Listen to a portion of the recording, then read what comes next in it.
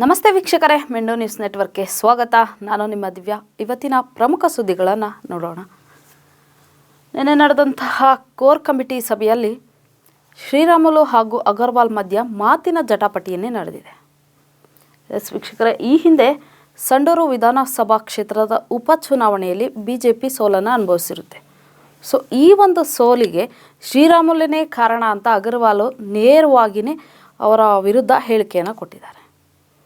So ಈ ಹೇಳಿಕೆಗೆ ಶ್ರೀರಾಮುಲು ಅವರು ಬಿ ಜೆ ಪಿಯಲ್ಲಿರುವಂತಹ ನಿಷ್ಠಾವಂತ ಕಾರ್ಯಕರ್ತ ನಾನು ಯಾಕೆ ಇವರ ಸೋಲಿಗೆ ಕಾರಣ ಆಗಲಿ, ನಾನು ನಿಷ್ಠೆಯಿಂದನೇ ಕೆಲಸ ಮಾಡಿದ್ದೀನಿ, ನಾನು ಯಾವುದೇ ರೀತಿಯಾಗೂ ಒಳಗೊಂದು ಹೊರಗೊಂದು ಮಾಡಿಲ್ಲ ಅಂತ ಶ್ರೀರಾಮುಲು ಅವರ ವಿರುದ್ಧ ತಿರುಗೇಟನ್ನು ಕೊಟ್ಟಿದ್ದಾರೆ.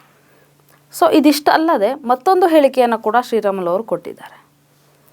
ಈ ಅಗರ್ವಾಲ್ ಅವರು ಏನು ಹೇಳಿಕೆಯನ್ನು ಕೊಟ್ಟಿದ್ದಾರೆ, ಸೊ ಈ ಒಂದು ಹೇಳಿಕೆಗೆ ಜನಾರ್ದನ್ ರೆಡ್ಡಿ ಅವರೇ ಕಾರಣ ಅಂತ. ಜನಾರ್ದನ್ ರೆಡ್ಡಿ ಇಲ್ಲ ಸಲ್ಲದನ್ನೆಲ್ಲ ಹೈಕಮಾಂಡ್ಗೆ ನನ್ನ ಬಗ್ಗೆ ಹೇಳಿದ್ದಾರೆ, ಚಾಡಿ ಹೇಳಿದ್ದಾರೆ. ಸೊ ಹಾಗಾಗಿ ಅಗರ್ವಾಲ್ ಅವರು ನನ್ನ ವಿರುದ್ಧ ಈ ಒಂದು ಹೇಳಿಕೆಯನ್ನು ಕೊಡ್ತಾ ಇದ್ದಾರೆ. ವೀಕ್ಷಕರೇ, ಶ್ರೀರಾಮುಲು ಹಾಗೂ ಜನಾರ್ದನ್ ರೆಡ್ಡಿ ಅವರಿಬ್ಬರು ಕೂಡ ಬಾಲ್ಯ ಸ್ನೇಹಿತರು, ಕುಚುಕು ಗೆಳೆಯರು. ಅವರ ಒಂದು ಒಡನಾಟ ಈಗೂ ಕೂಡ ಹೇಗಿದೆ ಅನ್ನೋದು ಪ್ರತಿಯೊಬ್ಬರಿಗೂ ಕೂಡ ನಮ್ಮೆಲ್ಲರಿಗೂ ಕೂಡ ಗೊತ್ತಿರುವಂತಹ ವಿಚಾರ. ಆದರೆ ಈ ಒಂದು ಹೇಳಿಕೆ ಎಲ್ಲೋ ಒಂದು ಕಡೆ ಇವರಿಬ್ಬರ ಮಧ್ಯ ಎಲ್ಲೋ ಒಂದು ಭಿನ್ನಾಭಿಪ್ರಾಯ ಇರಬಹುದಾ ಅಂತ. ನನ್ನ ಕುಟುಂಬವನ್ನೇ ರಾಜಕೀಯದಿಂದ ಹೊರಗಡೆ ತರಬೇಕು, ನಾವು ರಾಜಕೀಯದಲ್ಲಿ ಇರಲೇಬಾರ್ದು ಅನ್ನೋ ರೀತಿಯಲ್ಲಿ ಜನಾರ್ದನ್ ರೆಡ್ಡಿ ಒಂದು ಸಂಚನ್ನು ರೂಪಿಸಿದ್ದಾರೆ ಅಂತ ಕೂಡ ಶ್ರೀರಾಮುಲು ಅವರು ಹೇಳ್ತಾ ಇದ್ದಾರೆ. ಇವೆಲ್ಲವನ್ನು ನೋಡ್ತಾ ಇದ್ದರೆ ಇವರಿಗೆ ಒಂದು ಗೆಳೆತನದ ಮಧ್ಯೆ ಎಲ್ಲೋ ಒಂದು ಕಡೆ ಬಿರುಕು ಮೂಡಿರಬಹುದು, ಇವರಿಬ್ಬರ ಮಧ್ಯೆ ಎಲ್ಲೋ ಯಾವುದೋ ಒಂದು ವಿಚಾರವಾಗಿ ವೈಷಮ್ಯ ಶುರುವಾಗಿರಬಹುದು ಅಂತ ಮೇಲ್ನೋಟ ಕಂಡು ಬರ್ತಾ ಇದೆ. ವೀಕ್ಷಕರೇ, ಇನ್ನು ನೆಕ್ಸ್ಟ್ ಸುದ್ದಿಯನ್ನು ನೋಡೋದಾದರೆ ಮೈಕ್ರೋ ಫೈನಾನ್ಸ್ ಮತ್ತೆ ಅದೇ ಕೆಲಸ. ಮೈಕ್ರೋ ಫೈನಾನ್ಸದು ಇವರೇನು ಮನುಷ್ಯರ ರಾಕ್ಷಸರ ಅಂತ ಗೊತ್ತಾಗ್ತಾ ಇಲ್ಲ ವೀಕ್ಷಕರೇ.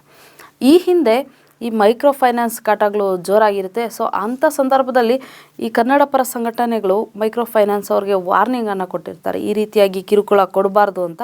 ಸೊ ಅದಾದ ನಂತರ ಎಲ್ಲೋ ಒಂದು ಕಡೆ ಮೈಕ್ರೋ ಫೈನಾನ್ಸ್ ಅವರ ಕಿರುಕುಳ ಸ್ವಲ್ಪ ಕಮ್ಮಿ ಆಗಿರುತ್ತೆ. ಆದರೆ ಈಗ ಮತ್ತೆ ಜಾಸ್ತಿ ಆಗಿದೆ ಇವರ ಒಂದು ಕಿರುಕುಳದಿಂದ ನಾವು ಪದೇ ನೋಡ್ತಾನೆ ಇದ್ದೀವಿ. ಎಲ್ಲರೂ ಕೂಡ ಮನೆ ಬಿಟ್ಟು ಊರು ಬಿಟ್ಟು ಹೋಗುವಂಥದ್ದು ಘಟನೆಗಳು ಕೂಡ ನಡೀತಾ ಇದೆ, ಹಲವಾರು ಕುಟುಂಬಗಳು. ಅದಾದ ನಂತರ ಮೊನ್ನೆ ಅಷ್ಟೇ ಒಂದು ಮಹಿಳೆ ಆತ್ಮಹತ್ಯೆ ಕೂಡ ಆಯಿತು, ಮತ್ತು ಈಗ ನಿನ್ನೆ ಕೂಡ ಒಂದು ಮಹಿಳೆ ಆತ್ಮಹತ್ಯೆಯನ್ನು ಕೂಡ ಮಾಡ್ಕೊಂಡಿದ್ದಾರೆ. ಇದಲ್ಲದೆ ಈಗ ಹಾವೇರಿಯಿಂದ ಮಹಿಳೆ CM ಸಿದ್ದರಾಮಯ್ಯ ಅವರಿಗೆ ನಮ್ಮ ಮಾಂಗಲ್ಯವನ್ನು ಉಳಿಸಿ ಅಂತ ನೇರವಾಗಿ ಮಾಂಗಲ್ಯ ಸರವನ್ನು ಮನವಿ ಪತ್ರವನ್ನು ಸಿದ್ದರಾಮಯ್ಯ ಅವರಿಗೆ ಕಳಿಸ್ಕೊಟ್ಟಿದ್ದಾರೆ. ಈ ಒಂದು ಮೈಕ್ರೋ ಫೈನಾನ್ಸ್ ಕಾಟಕ್ಕೆ ಹೂರು ಬಿಡುವಂಥದ್ದು, ಅಥವಾ ಗಂಡ ಹೆಂಡತಿ ಸಾವಾಗೋದು, ಅಥವಾ ಗಂಡ ಈ ಒಂದು ಕಿರುಕುಳನ ಮನೆ ಜವಾಬ್ದಾರಿಯ ಒಂದು ಹೊರೆಯನ್ನು ಹೊರಕ್ಕಾಗದೆ ಗಂಡ ಸಾವನ್ನು ಆತ್ಮಹತ್ಯೆ ಮಾಡ್ಕೊಳ್ಳೋದು, ಈ ರೀತಿ ಘಟನೆಗಳು ನಡೀತಾ ಇರ್ತವೆ. ಸೊ ಗಂಡ ಸತ್ತು ಹೋದರೆ ಮತ್ತು ಹೆಣ್ಣಿನ ಜೀವನ ಹೇಗೆ, ಆಕೆ ಜೀವನ ಮಾಡೋದಾದರೂ ಹೇಗೆ? ಸೊ ಹಾಗಾಗಿ ನಮ್ಮ ಮಾಂಗಲ್ಯವನ್ನು ಉಳಿಸಿ ಅಂತ ನೇರವಾಗಿಯೇ ಸಿದ್ದರಾಮಯ್ಯ ಅವ್ರಿಗೆ ಮನವಿ ಕೂಡ ಮಾಡಿಕೊಂಡಿದ್ದಾರೆ. ಹೀಗೆ ನೋಡೋಣ, ಇನ್ನು ಇವರ ಒಂದು ಕಿರುಕುಳ ಇಷ್ಟೆಲ್ಲ ನಡೀತಾ ಇದ್ರೂ ಕೂಡ ಕಡಿಮೆ ಆಗ್ತಾನೆ ಇಲ್ಲ. ಇನ್ನು ಇದಾದ ನಂತರ ರೈಲು ದುರಂತ. ವೀಕ್ಷಕರೇ, ಈ ನಡುವೆ ಪದೇ ಎಲ್ಲೋ ಒಂದು ರೀತಿಯಾಗಿ ಈ ಥರ ವಿಚಾರಗಳನ್ನು ನೋಡಿದಾಗ ಎಲ್ಲೋ ಒಂದು ರೀತಿಯಾಗಿ ನೋವಾಗುತ್ತೆ. ಬರೀ ಅಲ್ಲಿ ಒಂದು ಬೆಂಕಿ ಅನಾಹುತ, ಎಲ್ಲೋ ಒಂದು ಕಡೆ ರೈಲು ದುರಂತ, ಮತ್ತೆಲ್ಲೋ ಒಂದು ಕಡೆ ಭೂಕಂಪ, ಈ ರೀತಿಯಾಗಿ ಅನಾಹುತಗಳೇ ನಡೀತಾ ಇದೆ ಈ ದಿನಗಳಲ್ಲಿ. ಸೊ ಇದು ಕೂಡ ಆದರೆ ಇದು ಒಂದು ಸುಳ್ಳು ಸುದ್ದಿಯಿಂದ ಆಗಿರುವಂತಹ ದುರಂತ. ಈ ಒಂದು ದುರಂತದಲ್ಲಿ 12 ಬಲಿ, 50 ಜನಕ್ಕೆ ಗಾಯ ಕೂಡ ಆಗಿದೆ. ವಿಚಾರ ಏನು ಅಂತ ನಾವು ನೋಡೋದಾದರೆ ವೀಕ್ಷಕರೇ, ಲಕ್ನೋಯಿಂದ ಮುಂಬೈಗೆ ಹೊರಟಿದ್ದಂತಹ ಪುಷ್ಪಕ ರೈಲು, ಆ ಒಂದು ರೈಲಲ್ಲಿ ಯಾವುದೋ ಒಂದು ಬೋಗಿಯಲ್ಲಿ ಬೆಂಕಿ ಹತ್ಕೊಂಡಿದೆ ಅಂತ ಅದು ಯಾರು ಹೇಳಿದ್ರು ಅನ್ನೋದು ಗೊತ್ತಿಲ್ಲ ಇನ್ನು ವಿಚಾರ. ಅದು ನಿಜಾನ ಸುಳ್ಳ ಯಾವುದನ್ನು ಕೂಡ ಪರೀಕ್ಷಿಸಲ್ಲ ನಮ್ಮ ಜನ, ಯಾಕಂದರೆ ಜೀವ ಉಳಿಸ್ಕೊಬೇಕು. ಆ ಭಯದಲ್ಲಿ ಯಾರಿಗೂ ಕೂಡ ಆ ಒಂದು ಗಾಬರಿಯಲ್ಲಿ ಏನು ಮಾಡಬೇಕು ಅನ್ನೋದು ಕೂಡ ಗೊತ್ತಾಗಲ್ಲ. ಸೊ ಅಂಥ ಸಂದರ್ಭದಲ್ಲಿ ಆ ಬೋಗಿಯಲ್ಲಿ ಬೆಂಕಿ ಹತ್ಕೊಂಡಿದೆ ಅಂತ ವದಂತಿ ಹಬ್ತಿದ್ದಂಗೆ ಯಾರೋ ರೈಲಿನ ಚೈನ್ ಎಳೆದಿದ್ದಾರೆ. ಸೊ ಆ ರೈಲ್ ಚೈನ್ ಎಳೆದಿದ್ದ ಕೂಡಲೇ ಸದ್ಯಕ್ಕಂತೂ ನಿಲ್ಲಲ್ಲ, ಬಟ್ ನಿಧಾನವಾಗಿ ಚಲಿಸುವಂಥ ಆಗುತ್ತೆ. ಸೊ ನಿಧಾನವಾಗಿ ಚಲಿಸ್ತಿದ್ದಂಥ ಸಂದರ್ಭದಲ್ಲಿ ಆ ರೈಲಲ್ಲಿದ್ದಂಥ ಜನ ಎಲ್ಲ ಕೂಡ ತಮ್ಮ ಜೀವ ಉಳಿಸ್ಕೋಬೇಕಲ್ಲ. ಸೊ ಹಾಗಾಗಿ ಜೀವ ಭಯದಿಂದ ಎಲ್ಲರೂ ಕೂಡ ರೈಲಿಂದ ಹೊರಗೆ ಜಿಗ್ದಿದ್ದಾರೆ. ಸೊ ಆ ಜಿಗ್ದ ನಂತರ ಎಲ್ಲರೂ ಎಲ್ಲೆಲ್ಲಿ ಜಿಗ್ದಿದ್ರು ಅಲ್ಲಲ್ಲೇ ಆ ಒಂದು ಭಯದಲ್ಲಿ ನಿಂತ್ಕೊಂಡು ಇರುವಂಥ ಸಂದರ್ಭದಲ್ಲಿ ಹಿಂದೆಯಿಂದ ಬಂದಂತಹ ಕರ್ನಾಟಕ ಎಕ್ಸ್ಪ್ರೆಸ್ ರೈಲು ಸೊ ಇದು ರೈಲು ನಿಧಾನ ಆಗಿದೆ. ಸೊ ಹಿಂದೆಯಿಂದ ಕರ್ನಾಟಕ ಎಕ್ಸ್‌ಪ್ರೆಸ್ ರೈಲ್ ಕೂಡ ಬಂದಿದೆ. ಸೊ ಆ ಒಂದು ರೈಲಿಗೆ 12 ಜನ ಬಲಿಯಾಗಿದ್ದಾರೆ, 50 ಜನಕ್ಕೆ ಗಾಯ ಕೂಡ ಆಗಿದೆ.